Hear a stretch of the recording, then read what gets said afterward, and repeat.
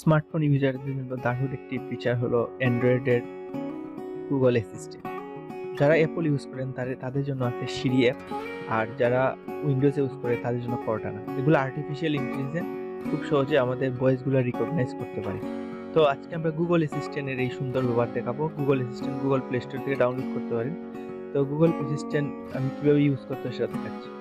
Just আমি বলতেছি, হ্যাঁ Google, listen my favorite song. Playing some music on YouTube.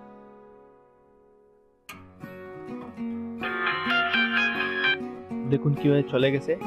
আমি এভাবে মিউজিক, এখন যদি আমি চাই যে টেম্পারেচার জানবো, হ্যাঁ Google, what is the temperature? In Mumbai Bazaar, it's currently 89 degrees. Due to the current humidity, it feels like it's 104. তো এভাবে করে আসলে আমি আমার প্রয়োজনীয় যে কোনো তথ্য গুগলের কাছ থেকে জানতে পারবো। তো আশা করি এই অ্যাপটি আপনাদের কাজে লাগবে। যদি আমাদের চ্যানেলে নতুন থাকুন, আমাদের চ্যানেলটি সাবস্ক্রাইব করুন, পাশে থাকা বেল আইকনে ক্লিক করুন, বন্ধুদের সাথে শেয়ার করে দিন দারুণ এই ফিচারটি।